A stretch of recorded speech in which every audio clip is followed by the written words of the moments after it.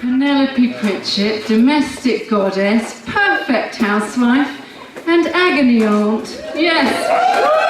Thank you so much. I haven't even made a joke yet. Thank you so much.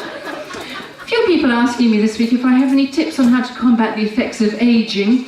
Classic signs are, of course, middle-age spread, the beer belly, the hairy back. Thankfully, that's a quality that my husband likes in a lady, so I'm okay on that front.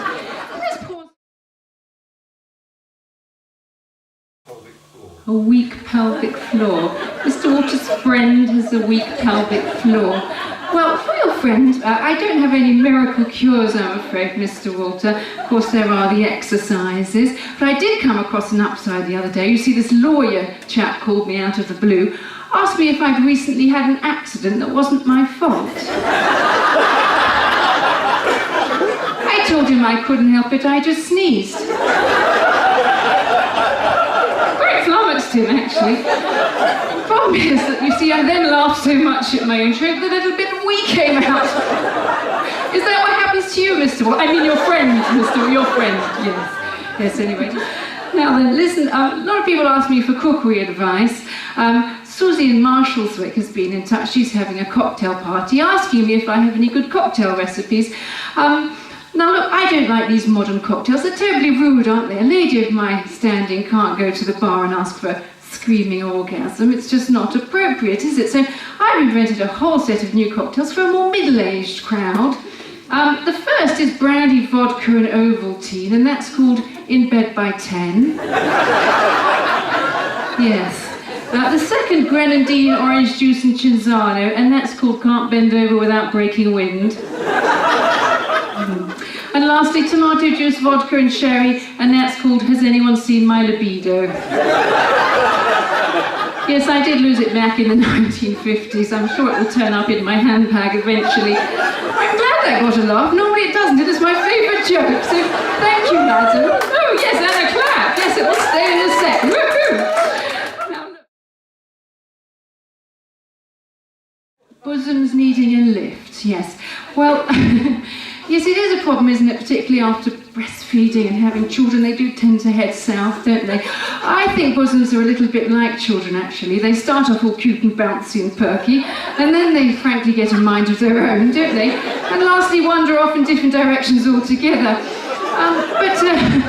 Madam, if you're going bra shopping, what I would do is skip M&S, just go straight to B&Q, darling. Get something really sturdy, you know, a couple of boulder holders, I think they're called, yes.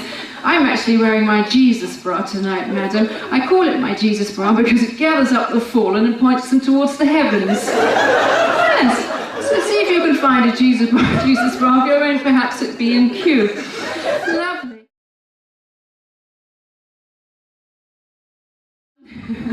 What I don't like Barbies, I think we should scrap them all and invent a whole new series of Barbies, a more middle-aged sort of Barbie to show Barbie what her future holds. So we could have a bingo wing Barbie, couldn't we? A muffin top Barbie. Yes, we could have a weak pelvic floor Barbie, couldn't we, Mr. Walter? Yes, she could have a set of tenor lady pants for her accessories, couldn't she? Yes. What could Ken's accessory be? I know, a penis beaker. Yes, you need to have seen a previous show of mine to get that joke.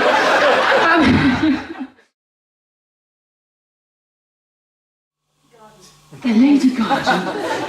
About shaving their privates. Yes, there is a lot of pressure, I think, on ladies these days to shave their privates. Young children, absolutely not. You know, teenagers, au naturel is best. But I think when you get to a certain age, like myself, and if you don't mind me saying, quite a few ladies in this room here, including you, I think it's best to... Sorry, what is your name, lovely lady? Liz. Liz, yes.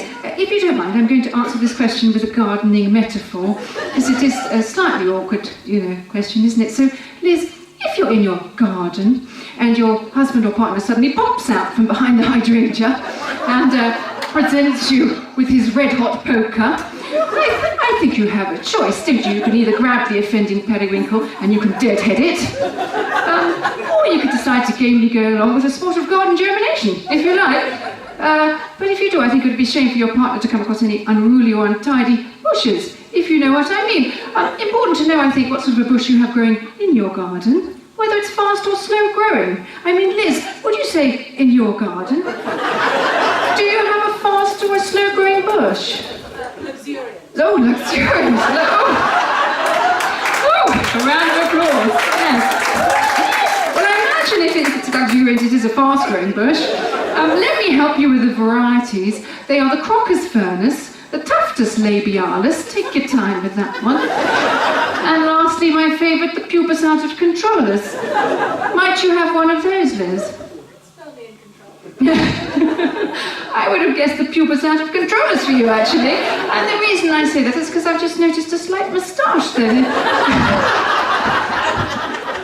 I'm being terribly rude. She's beautiful. She could, in fact, be a model. You could, yes. She's quite a hairy one. Yes. Oh gosh, it's infuriating, isn't it? Yes, my children do the same. Look, I've got the solution. What you do, you see, is you fight fire with fire. And you come up with some anagrams of your own, which is what I've done, which I used to wrong foot my daughter. The first is INMOM. I'm not made of money. I think you'll have to use that quite a lot, won't you? The second one is YNMFC. You're not my favourite child. And lastly, YFIYRD. Your father isn't your real dad.